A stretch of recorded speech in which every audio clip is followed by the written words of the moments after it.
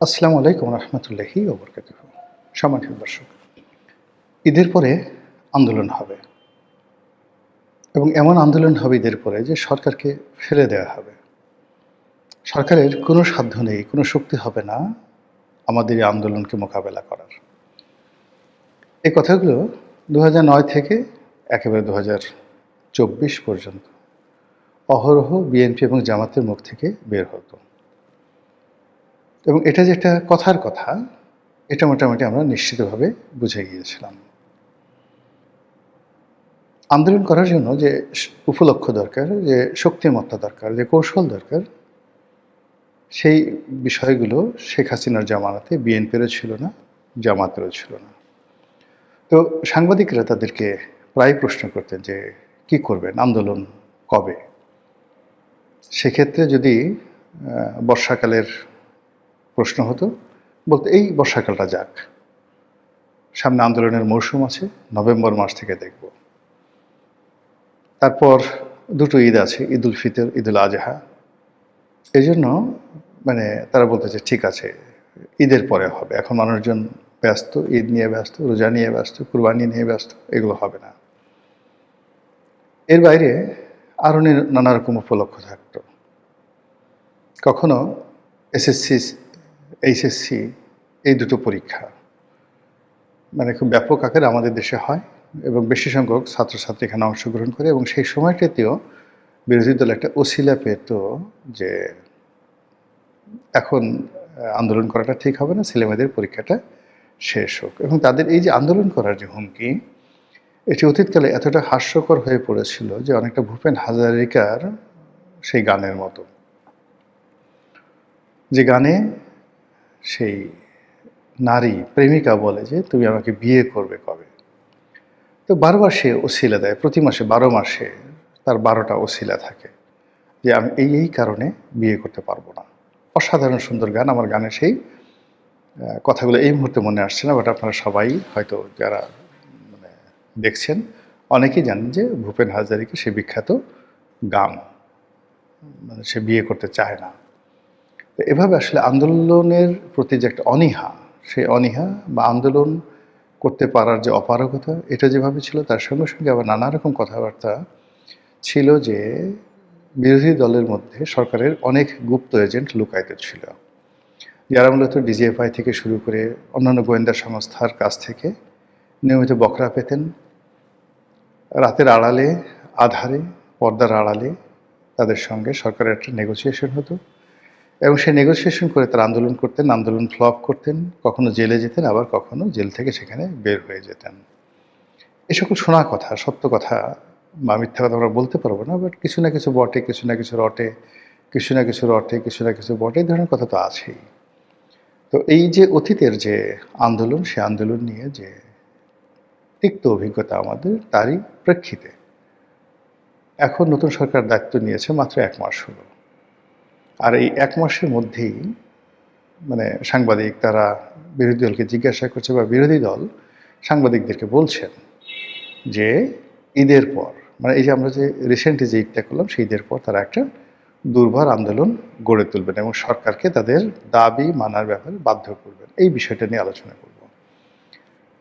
আমার কাছে মনে হচ্ছে যে অতীতে যেভাবে বিরোধী দল আন্দোলনকে ফাঁকি দেওয়ার চেষ্টা করত বা আন্দোলন ঈদের পরে হবে কথাবার্তা বলে মাঠ গরম রাখার চেষ্টা করত এবং টাইম পাস, এবার সম্ভবত সেটা হবে না। প্রথম কারণটা হলো যে সংসদের প্রধান বিরোধী দল জামাত এবং তাদের সিট সংখ্যা কিন্তু কম নয়, 78, এবং এনসিপির সদস্যদের যদি যোগ করা হয় সেটা আরও অনেক বেশি। দ্বিতীয়ত হলো যে জামাত এই মুহূর্তে যে অর্গানাইজড এবং তাদের যেভাবে নানা রকম প্রক্সি সংগঠন আছে, 1টা 2টো 3টে 4টে 5টা, এর বাইরে নানা রকম এনজিও আছে, বিভিন্ন প্রতিষ্ঠান আছে, বিভিন্ন প্রেশার গ্রুপ আছে। প্রেশার গ্রুপ মব করার গ্রুপ যেভাবে আছে, তার সঙ্গে সঙ্গে পত্রপত্রিকায় লেখালেখি করে, সামাজিক মাধ্যমে ঝড় তুলে, বিভিন্ন কন্টেন্ট তৈরি করে, তাদের পক্ষে ন্যারেটিভ তৈরি করে এবং সরকারের বিরুদ্ধে ন্যারেটিভ তৈরি করে সরকারকে উত্তেজিত করে দেওয়ার জন্য জামাতের যে ইনস্টিটিউশনগুলো রয়েছে, জামাতের যে ইনস্ট্রুমেন্টগুলো রয়েছে, তাদের যে স্ট্রাকচারগুলো রয়েছে এটা বাংলাদেশে অন্য কারোর নেই। আপনারা জানেন যে শেষের দিকে শেখ হাসিনা, ওবায়দুল কাদের, আওয়ামী লীগ এবং আওয়ামী লীগের অন্তত ১ ডজন নেতা তাদের জীবন তছনছ করা হয়ে গিয়েছিল এবং তারা সবাই ধৈর্য হারিয়ে ফেলেছিলেন সেই জামাতি প্রচার এবং প্রোপাগান্ডার কারণে। পত্রপত্রিকায় যখন নেতিবাচক কথা আসে, সাইবার বুলিং হয়, যার বিরুদ্ধে হয় কেবলমাত্র ভুক্তভোগীরাই বুঝতে পারেন যে এটার বেদনা কতটুকু। আমি সংসদ সদস্য হয়েছি ২০০৮ সালে। এর পর থেকেই দেশের একেবারে শীর্ষস্থানীয় সমস্ত পত্রপত্রিকাগুলো অনেকটা সিন্ডিকেট করে আমার বিরুদ্ধে একের পর এক অপপ্রচার। এখন সেই অপপ্রচারটা এত বেশি ছিল, সেই তুলনায় এখন এখন ডক্টর শফিকুর রহমান কিংবা মির্জা আব্বাস ওনাদের বিরুদ্ধে যে সকল বুলিং হচ্ছে, ২০০৯ থেকে ১৩-১৪ সন পর্যন্ত আমার বিরুদ্ধে দেশের একেবারে সবগুলো পত্রিকায়, এমন কোনো পত্রিকা নেই যে একটিবারের জন্য হলেও আমার বিরুদ্ধে নিউজ ছাপায়নি। এবং যেন তেন রিপোর্ট নয়, একবার শেখ হাসিনাকে উত্তেজিত করে দিচ্ছে, সবার উপরে এমপি রনি, পটুয়াখালীর ভাইয়া, প্রধানমন্ত্রীর কোনো চেইন অফ কমান্ড নেই, রনির ভাইয়া বাহিনী, আজ রনির ভাইয়া বাহিনী এমপিকে অমুকে মারছে, অমুকের মন্ত্রীকে মারছে, অমুকের মন্ত্রীকে গেট ভেঙেছে, এরকম এভরিডে। আমার ছেলেমেয়ে তখন স্কুলে যেতে পারতো না এবং বলতো যে বাবা আমাদের সবাইকে গুন্ডার ছেলে বলে। এবং আমি এই বিষয়গুলো নিয়ে পত্রপত্রিকা তখন পড়া বন্ধ করে দিলাম। টেলিভিশনের এই যে এখনকার যেভাবে ইন্টারনেটের যে বুলিংগুলো হচ্ছে, এটা তখনও ২০০৯-১০ সালে এভাবে হয়নি। পত্রপত্রিকাগুলোই ছিল তখন মেইন। এমনকি টেলিভিশনের বদমাইশিও তখন শুরু হয়নি ২০০৯-১০ সালে। তো সেই পত্রপত্রিকাগুলোর বুলিংয়ের কারণে মানে কী যে পরিমাণ অশান্তি আমার পরিবারে, পার্লামেন্টে যেতাম মন খারাপ থাকতো এবং বেশিরভাগ লোক পিছনে পিছনে হাসতো, টিটকারি করতো। এলাকাতে লোকজন খুব যারা প্রতিপক্ষ মজা লুটতো যে কি হয়েছে। ফলে এটা একটা অভিশাপ। ফলে এখন যাদের বিরুদ্ধে এই সাইবার বুলিংটা হচ্ছে, আমি বুঝতে পারি তাদের বেদনাটা কোন পর্যায়ে। বাংলাদেশে একমাত্র হয়তো আল্লাহর মেহেরবানি, সবচেয়ে বেশি সাইবার বুলিং, সবচেয়ে বেশি নেতিবাচক প্রচারণার পরেও এখনো পর্যন্ত আমিই টিকে আছি। আমার কাছাকাছি যারা বুলিংয়ের শিকার হয়েছেন, কেউ অসুস্থ হয়ে গেছেন, কেউ মারা গেছেন, অনেকে রাজনীতি থেকে বিচ্যুত হয়েছেন, অনেকে পদ পদবি হারিয়ে একেবারে অলক্ষ্যে চলে গেছেন। কোথায় লক্ষ্মীপুরে তাহের, কোথায় শামীম ওসমান, কোথায় ফেনীর জয়নাল হাজারি থেকে শুরু করে অন্যান্য যারা আছেন, বৌদি ঠুদি যাদের নাম আসছে। তো সেই তুলনায় নেতিবাচক খবরকে ইতিবাচক করে এই সমাজে এখনো পর্যন্ত সম্মান দিয়ে আল্লাহ রাব্বুল আলামিন যে টিকিয়ে রেখেছে, এই জন্য আপনাদেরকে সাক্ষী রেখে আল্লাহর দরবারে শুকরিয়া আদায় করছি, আলহামদুলিল্লাহ। তো এই যে সহানুভূতি, আমি যেটা বুঝতে পারি যে সাইবার বুলিংটা কী জিনিস। আর যেহেতু এখন সামাজিক মাধ্যমের সঙ্গে আমি জড়িত, কাজেই ভিডিও কিভাবে বানাতে হয়, কিভাবে এটাকে ভাইরাল করতে হয়, কোন কোন শব্দগুলো ব্যবহার করলে এগুলো রীতিমতো ভাইরাল হয়ে যাবে। ধরেন পিনাকি, এখন পিনাকি আমার সমবয়সী, আমার সঙ্গে তার সরাসরি কখনো দেখা হয়নি, কিন্তু আমি যখন ভিডিও শুরু করি, আমার একটা ভিডিওতে যদি ২০,০০০ তখন ভিউ হতো, আর পিনাকির তখন ভিউ হতো ২-৩ হাজার।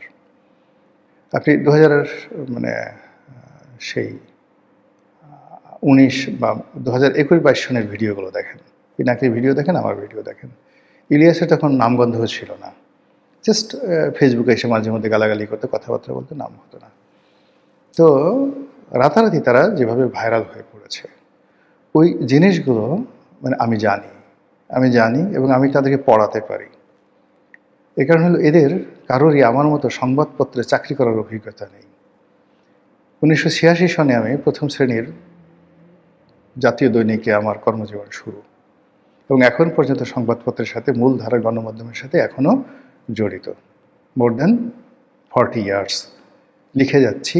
পত্রপত্রিকায় কীভাবে লিখতে হয়, কীভাবে করতে হয়, সেই জিনিসগুলো জানা আছে।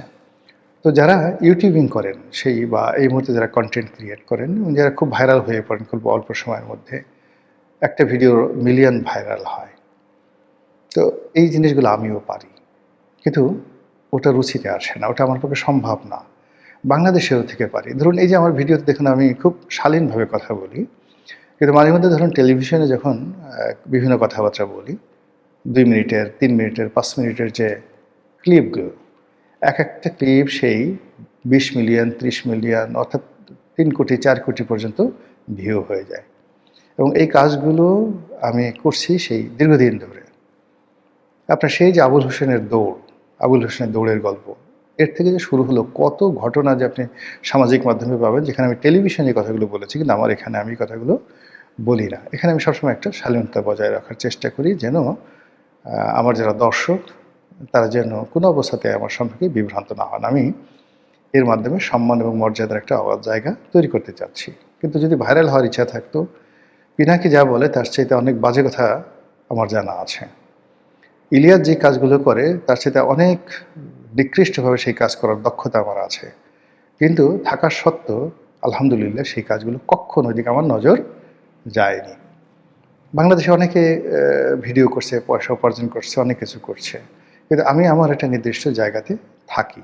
এজন্য যে দেশটা ভালো চলুক, দেশটা ভালো থাকুক, আমরা সবাই ভালো থাকি। তো সেই দিক থেকে যে জাতীয় দায়িত্ব এবং কর্তব্য, সেই কর্তব্যবোধ থেকে মূলত কথাগুলো বলি এবং আজকের যে শিরোনাম সেটাই বলছি। শিরোনামে যেটা বলছিলাম যে ঈদের পরে যে আন্দোলনগুলো, সেই আন্দোলনগুলো এটা কথার কথা নয়।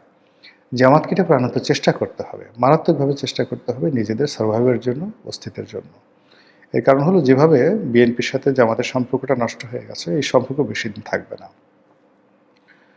এবং যা হয়, ক্ষমতায় থাকলে মানুষের ভিতরে যে ধরনের একটা একনায়কতন্ত্র চলে আসে, যেভাবে জিয়া রহমান সাহেবের ছিল, যেভাবে বেগম জিয়ার ছিল, যেভাবে হাওয়া ভবনের তারেক রহমান সাহেবের ছিল, এদের আসলে ক্ষমতার কখনো পরিবর্তন হয় না।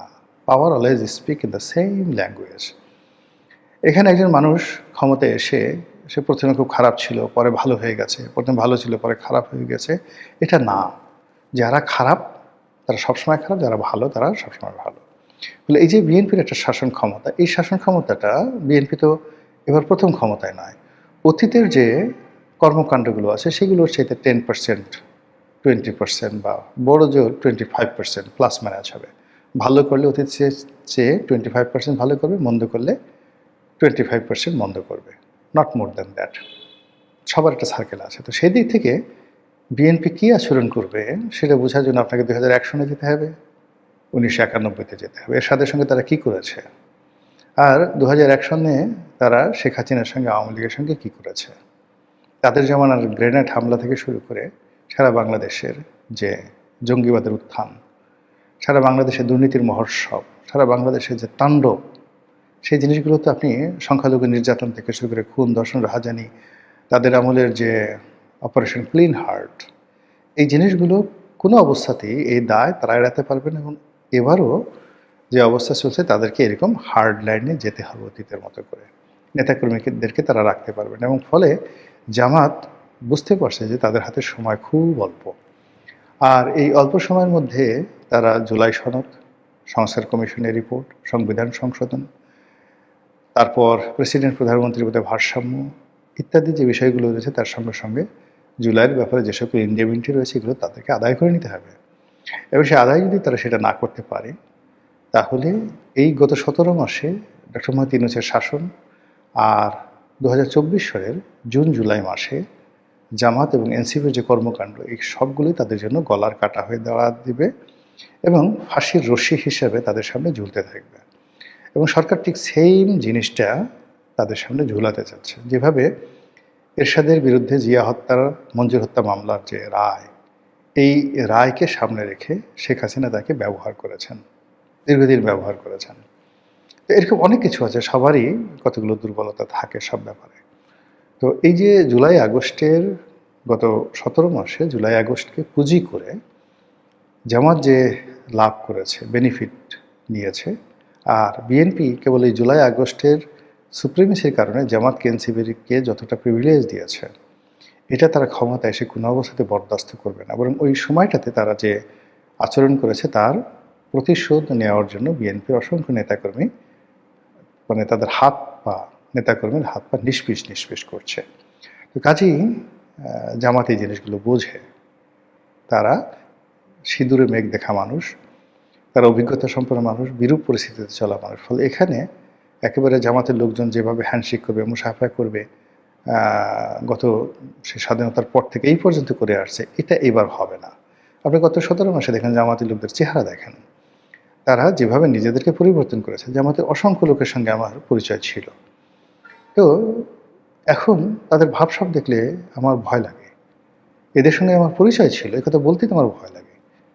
মানে তারা যদি কেউ বলে ফেলে, আরে তুমি কোন অমুক, ওই হাদি যে কথাটা বলতো, হ্যাঁ তুমি কি অমুক, যে তোমার সঙ্গে আমার মতো লোকের খাতির থাকতে পারে, এরকম। ফলে মানে ক্ষমতা এমন একটা জিনিস, তারা পরিবর্তন হয়ে যায়।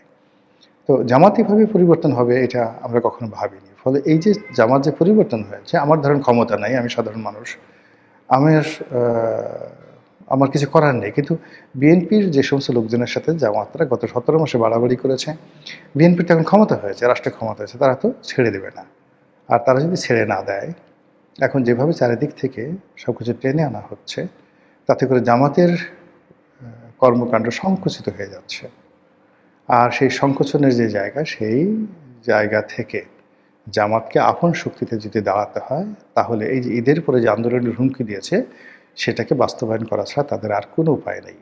কাজেই সরকারে যারা কর্তা ব্যক্তি আছে, তারা অতীতের মতো যদি এটাকে বিচার করেন, বিশ্লেষণ করেন, আমার মনে হয় তারা ভুল করবেন। আসসালামু আলাইকুম রহমতুল্লাহি ওয়া বারাকাতুহু।